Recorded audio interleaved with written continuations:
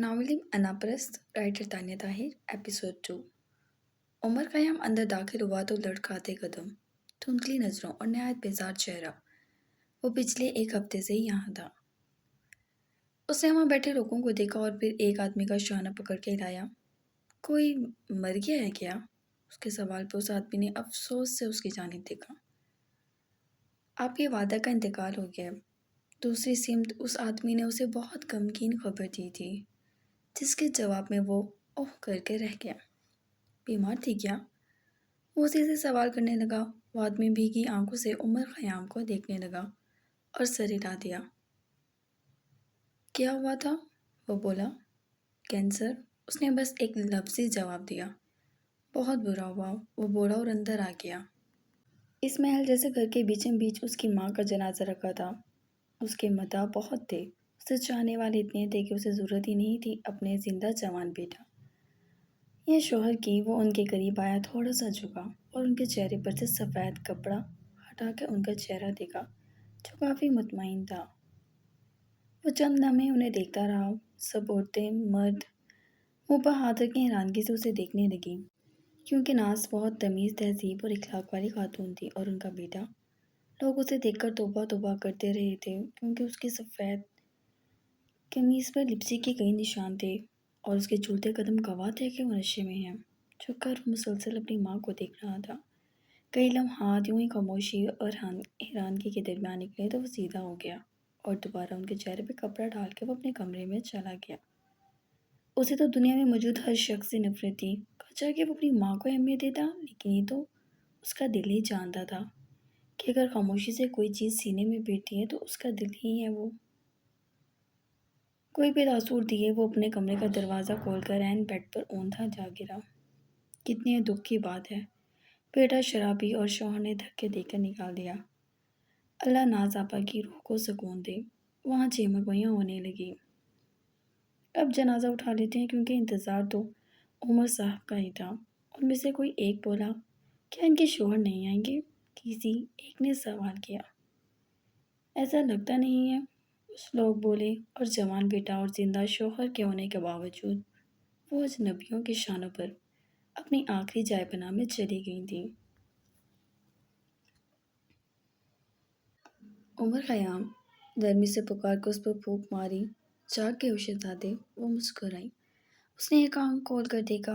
आप तो तवाइफ हैं, फिर ये नमाज़ें पढ़कर मुझ पर तुम शोकियाँ करती हैं, देखा हुआ। वो करवट लेते हुए भी काफ़ी कड़वा बोला था। उसका दिल जैसे बेचैन हुआ, मगर संभल गई। अल्लाह से मोहब्बत में नमाज़ें पढ़ी जाती हैं, तवाइफों को कैसी मोहब्बत? वो बंद आँखों में ही हंस दिया। मुझे तुमसे अहम बात करनी है। वो उसके बालों में हाथ जलाने लगी। उमर आंखें बंद किए ही लेटा रहा। वो कुछ देर उसके उठने का इंतज़ार करती रही और फिर वो जानती थी कि वो आंखें खोल कर उन्हें नहीं देखेगा।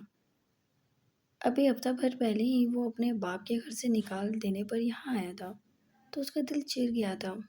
उसका बेटा ना यहाँ का था ना वहाँ का। खुद को मुजरिम मानते कितनी बार कोसती रही थी, लेकिन इल्म था वक्त कम है। तुम सुन रहे हो ना? बड़ी आस से वो बोली थी। उसने फिर भी कोई रिस्पॉन्स नहीं दिया। उमर खयाम, मैंने अपनी हर चीज़ तुम्हारे नाम कर दी है। तुम्हें अपने बाप के पास जाने की ज़रूरत नहीं है, लेकिन अगर उनकी याद आए तो उनके पास चले जाया करना। वो तुमसे बहुत मोहब्बत करते थे। ये प्रॉपर्टी, सारा बैलेंस, हर चीज़ तुम्हारे नाम है। मैंने तमाम फाइलें वकील को दे दी हैं। तुम जब चाहो उनसे वो फाइलें ले सकते हो। वो बोलती जा रही थी। वो चुपचाप लेटा हुआ था। हाँ, सुन भी रहा था और लहजा भीग गया। अपनी माँ को माफ़ कर देना। उनका आंसू उसके गाल पर गिरा। उमर की आँख खुल गई और उसने सुर्ख नज़रों से इधर उधर देखा। वहाँ कोई नहीं था। ये तमाम गुफ्तगू उसकी अभी कल रात ही तो हुई थी। दिल पर घबराहट हुई तो वो उठ गया। उठकर साइड टेबल पर पड़ी बोतल उठाई और लबों से लगा ली। उमर खयाम, अपना नाम उसने खुद ही पुकारा। सख्त जहर लगता था उसे अपना आप भी। ना भी होता वो तो भी कोई फ़र्क न पड़ता। गम था या गुस्सा, बोतल खींच के दीवार पर मारी थी उसने। क्यों उसकी आंख नम हो रही थी? क्या वो एक तवाइफ के मरने पर दहाड़ी मारना चाहता था? کبھی نہیں، اپنا ہی گلا گھونٹتا وہ اٹھا اور شاور کھول کے پانی کے نیچے کھڑا ہو گیا۔ کافی ٹھنڈا پانی تھا۔ اس کو احساس نہیں ہوا البتہ۔ ناز آنٹی فوت ہو گئی ہیں۔ کیا؟ اس اطلاع پر صوفیہ اور ساز کھڑی ہو گئی۔ ان کی آنکھیں بھیگ گئیں اور دونوں نے اپنے منہ میں کچھ پڑھا تھا۔ مگر کیسے؟ صوفیہ نے سوال کیا۔ انہیں کینسر ہو گیا تھا۔ یہ دوسرا جھٹکا تھا۔ دونوں ہی بے ساختہ رو دیں۔ اللہ ان کی مغفرت کرے، دونوں بولی اور بیٹھ گئی۔ عمر خیام کہاں ہے؟ وہ وہیں ہے۔ آف کورس صوفیہ، کیسے سوال کر رہی ہو؟ اس کی ماں فوت ہو گئی ہے، وہ وہیں ہوگا۔ صنم نے نفی میں سر ہلاتے کہا۔ ہاں، بہت دکھ کی بات ہے، وہ بولی۔ وہ اچھی تھی، ساس آہستگی سے بولی۔ دونوں نے اس کی سمت دیکھا اور اس بات سے تو انکار ہی نہیں تھی کہ وہ اچھی تھی۔ ان کا اخلاق اس گھر میں رہنے والے ہر شخص سے بڑھ کر تھا۔ کچھ دیر بھی صدمے میں نہ گزر پائے تھے، سوہا آ گئی۔ نیل پینٹ پہ پھونک مارتی وہ ان تینوں کو دیکھنے لگی جو ادھر ادھر ہو گئی تھی۔ ساس، اس نے اسے ہی پکارا جس کا کل پیپر تھا۔ جی، وہ نہ چاہتے ہوئے بھی بولی۔ میرے پاؤں کو مساج کر دو، بہت دکھ رہے ہیں، وہ بولی اور صوفیہ اور صنم نے ساس کی جانب دیکھا۔ وہ کل کے پیپر کا غم نہیں بھولی تھی کہ سوہا نے اسے ٹیز کرنے کی قسم کھا لی تھی۔ شازیہ سے کرا لو، سوہا اس کا پیپر ہے، صوفیہ بولی جبکہ سوہا نے بیزاری سے اسے دیکھا۔ تم سے بات نہیں کی میں نے، اگر تمہارے ہی ہو تو ٹھیک ہے ورنہ میں بولتی ہوں، امی سے وہی کہیں گی تمہیں، بلکہ ایک کام کرتے ہیں، نجمہ چچی تو فارغ ہوں گی، ان سے کروا لیتی ہوں۔ وہ سکون سے پلٹ گئی۔ ساس صوفیہ صنم ایک دوسرے کو حیرانگی سے دیکھنے لگی۔ ساس جلدی سے اٹھ کر بھاگی تھی نیچے اور وہ پہنچتی کہ وہ نجمہ سے بات کر چکی تھی، جو پہلے ہی کچن کے آگے کھڑے کھڑے تھکن سے جیسے ختم ہونے کو تھی۔ نجمہ نے اس کی بات پر ایک لمحے کے لیے دیکھا۔ پلیز چچی، وہ مسکرائی۔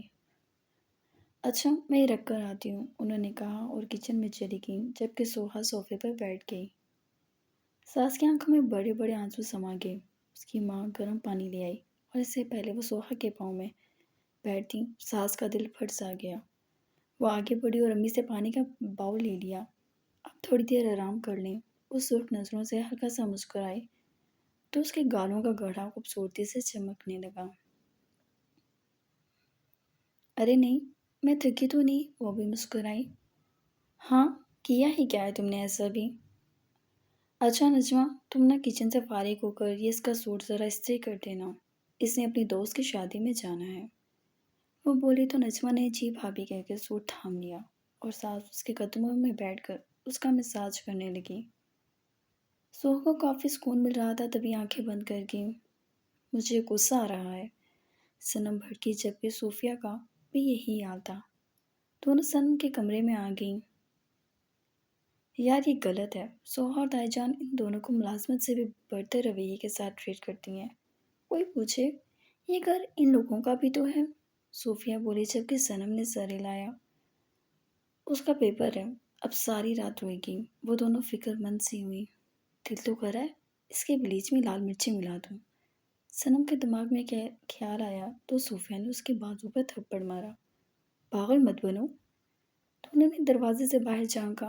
تائی جان جا چکی تھی کمر سیدھی کرنے کو۔ وہ دونوں باہر گئی اور تبھی بدر بھی آیا تھا۔ اس کے ہاتھ میں فائل تھی۔ آج اس نے انٹرویو دیا تھا جہاں سے کال آنے کی اسے کوئی امید نہیں تھی۔ سامنے سوہا اور ساس کو دیکھ کر وہ رک گیا۔ ساس، اس نے پکارا۔ ساس نے نگاہ اٹھائی۔ کھڑی ہوئی کیا کر رہی ہو؟ وہ بھڑکا۔ سوہا نے آنکھیں کھولی۔ تمہاری ہونے والی بیوی کی خدمت، وہ مسکرائی جبکہ بدر کا دل کیا اس کے کھینچ کر تھپڑ مارے۔ صوفیہ اور صنم مطمئن سے ہو گئی تھی۔ شٹ اپ، وہ دھاڑ اٹھا۔ اپنی زبان کو لگام دو بدر، اور تم اپنی حرکتوں کو، وہ کوڑنے لگا۔ کیا ہو گیا اگر کچھ دیر اس نے مساج کر بھی دیا؟ کیا ہی ہو جاتا اگر تم اپنے پاؤں کو خود دھو لیتی تو انہیں مساج کی ضرورت نہ پڑتی۔ وہ طنزیہ مارتا وہاں سے اپنی بہن کو لیتا چلا گیا جبکہ صنم اور صوفیہ منہ پر ہاتھ رکھ کے ہنسنے لگی اور وہ ان دونوں کے پیچھے گئی۔ سب کے سامنے بدر کے سامنے جانا بھی حرام تھا مگر وہ پیچھے سے ان کے سامنے چلی جاتی تھی۔ بہت خوب بدر بھائی، آپ نے تو اس کا دماغ ٹھکانے لگا دیا۔ دونوں ہنستے ہوئے اس کے بستر پہ بیٹھ گئیں۔ تمہیں کون کہتا ہے تم یہ کام کرو؟ بدر نے ساس کی جانب دیکھا۔ وہ امی سے کراتی اگر میں نہ کرتی، ساس نے گال صاف کیے۔ بدر کو لگتا تھا یہ اس کا قصور ہے۔ اب بھی چچی اس کے کپڑے پریس کر رہی ہیں۔ صوفیہ نے اطلاع دی۔ بدر ساس کو چھوڑ کے باہر آ گیا اور نجمہ کو تلاشنے لگا۔ سوہا لاؤنج میں نہیں تھی، جبکہ لاؤنج کے پیچھے ایک طرف اس کی ماں تکی ہاری اس کے کپڑے پریس کر رہی تھی۔ بدر نے غصے سے اس کے کپڑوں پر استری رکھی اور ماں کو کھینچ کر زبردستی وہاں سے لے گیا۔ میرا سوٹ جلا دی چچی آپ نے، وہ چلا اٹھی جبکہ سب کھانا لگنے کا انتظار کر رہے تھے۔ تایا جان نے اسے بڑی کڑوی نگاہ سے دیکھا۔ کہاں جا رہی ہو؟ وہ پوچھنے لگے۔ ان کے سامنے کسی کی بولنے کی مجال نہیں تھی۔ بابا جانی، مجھے اپنے فرینڈس کی شادی میں جانا ہے۔ کس سے پوچھ کر؟ وہ بولی۔ اجی جانے دیں، بچی ہے، ایک ہی ہماری بیٹی ہے، اس کے چونچلے پورے نہیں ہوں گے تو کیا فائدہ؟ بھولو مت، ایک اور بھی تھی، وہ غصے سے بولے۔ تائی چپ ہوگی۔ کہیں نہیں جانا، جاؤ اندر، وہ بولے اور پھر کھانے لگے۔ سوہا نے ماں کو روتے ہوئے دیکھا، جبکہ فی الحال تو کچھ کر بھی نہیں سکتی تھی۔ وہ پاؤں پٹکتی اندر چلی گئی۔ چھوڑوں گی نہیں تجھے میں نجمہ، وہ دانت پیستی اس کے پکے ہوئے کھانے میں نمک کا ڈبہ الٹ گئی، جبکہ باہر ابھی کھانا لگنے کو وہ اندر آ رہی تھی، کھانا لگانے کو اندر آ رہی تھی۔ سوہا بھاگ اٹھی، دوپٹہ سر پہ جما کر باہر آ گئی۔ دوسری طرف نجمہ اور ساز نے کھانا لگایا۔ لڑکیاں الگ بیٹھی تھیں، مرد الگ تھے۔ ان میں بدر ہی نہیں تھا، نہ وہ بیٹھنا پسند کرتا تھا۔ استغفر اللہ، تایا نے نوالا پہن کر نجمہ کا دل سا نکل گیا۔ یہ کھانا بنایا ہے پھوڑ ہے یہ عورت۔ وہ اسی طرح سب کو گالیاں نکال دیتے تھے، یہ عام بات تھی اپنی بیوی سے لے کر سب کو، جبکہ مسجد کے خیر سے مؤذن تھے، معزز اور باعزت لوگوں میں شمار ہوتا تھا۔ اتنی زہر کھانا بنایا ہے نجمہ تم نے؟ تائی بولی۔ نجمہ نے کھانا چکھا، نمک کی بھرمار تھی۔ میں نے ڈالا تھا، مجھے کم لگا تھا۔ ساس سب کے سامنے اپنے اوپر لے گئی کہ اس کی ماں کو مزید گالیاں نہ سننی پڑے۔ ساس، نجمہ نے غصے سے اس کی جانب دیکھا۔ مجھے لگا کم ہے، وہ نگاہ جھکائے بولی۔ سب نے کھانا چھوڑ دیا، جبکہ ساس کو بری طرح سنائی جا رہی تھی اور اس میں اس کی ماں بھی شامل تھی۔ صنم اور صوفیہ پہلو بدل رہی تھی، وہ جانتی تھی اس نے کچھ نہیں کیا۔ شاہ نواز، یہ تمہاری بیوی کو دن تو نہیں چڑھ گئے، ہر وقت کمرے میں گھسی ہوئی ہے؟ دادی جان کے سوال پہ اس نے چونک کر دیکھا۔ وہ پارٹی میں جانے کے لیے تیار تھا۔ ایزا بخار سے نڈھال ہوتی وجود کھینچتی باہر آئی۔ اس وقت اسے رونا آ رہا تھا، آنکھیں سرخ ہو رہی تھیں۔ اس نے سلام کیا۔ کچھ زیادہ دیر نہیں ہوگی؟ سخت نگاہ اس پر ڈالے وہ سوال کر رہا تھا۔ معافی چاہتی ہوں، پچھلے 6 مہینے سے خیر سے بھی یہ لفظ بول رہی ہو تم۔ دادی جان بھڑک اٹھی تو وہ سر جھکا گئی۔ چلو اب۔ شاہ نواز آگے بڑھ گیا۔ وہ چھوٹے چھوٹے قدم لیتے اس کے پیچھے چل دی اور گاڑی میں سوار ہوئے تو شاہ نواز کا موڈ شاید کچھ اور تھا۔ اس نے ایزا کو اپنی سمت کھینچا، وہ نازک سی گڑیا کی طرح اس کے سینے سے لگی، خوف زدہ سی اسے دیکھنے لگی۔ اس کا چہرہ تپ رہا تھا، سانسوں کی گرمی شاہ نواز کے چہرے پہ پڑ رہی تھی، لیکن احساس نہیں تھا، تو سوال کیسے ہوتا؟ وہ اس کے حسین نرم سرخی مائل ہونٹوں پر جھکا۔ ایزا نے ایک سانس کھینچا۔